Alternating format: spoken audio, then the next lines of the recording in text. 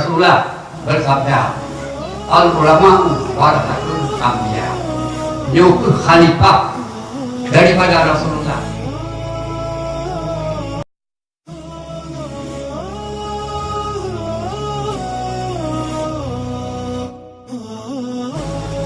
Tapi ke sini benarnya akan ubudiyah dan akidah adalah apabila cocok dengan Al-Quran dan cocok dengan hadis. Benarnya akan syariat baik di bidang ubudiyah atau di bidang akidah. Untuk satu buah kebenaran adalah harus bercocok lagi asal Al-Quran dan bercocok lagi asal hadis. Tambah sifat kepada Al-Quran melenceng ubudiyah tersebut. Tambah kepada hadis juga melenceng. Atau dapat kepada Al-Quran melenceng daripada akidah yang benar, atau dapat kepada hadis juga ke satu jalan yang benar yang ke syariat. Untuk mengetahui hal tersebut, jauh di sini. Di sini Allah Subhanahu wa Ta'ala tidak lagi menurunkan Jibril setelah Jibril diputra Allah merupakan Muhammad Yohanes diputra untuk tidak peduli dah yang betul, dah yang salah pada kita. Allah Ta'ala tidak memutuskan juga akan Rasulnya setelah daripada Nabi Muhammad Sallallahu Alaihi Wasallam. Kalau ada juga sementara di para kita yang pegang Nabi Muhammad itu adalah Nabi palsu.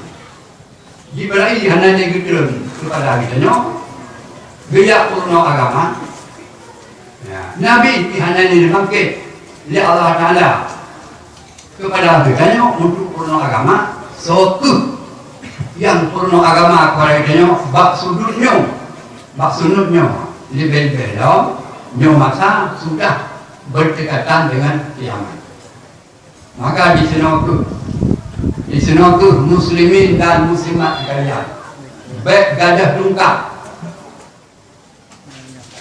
baik muminah tempat menemani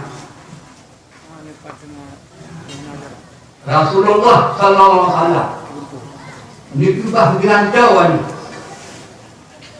untuk menyambung penyampaian risalah yang oleh Rasulullah telah dimudirkannya disampaikan kepada kita.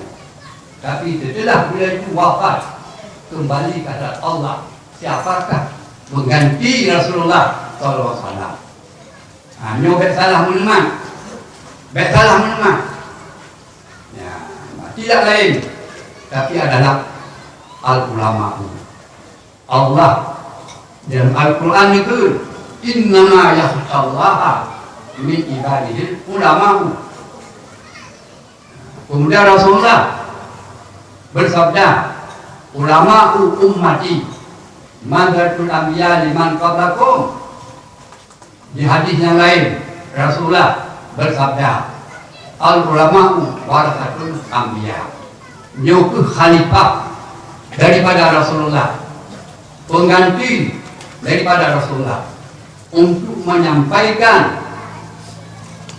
akar risalah daripada Rasulullah setelah Rasulullah berulang ke hadapan Allah Subhanahu wa Ta'ala. Ini berkata, kembalilah kita kepada masalah yang tersangkut dengan syariat.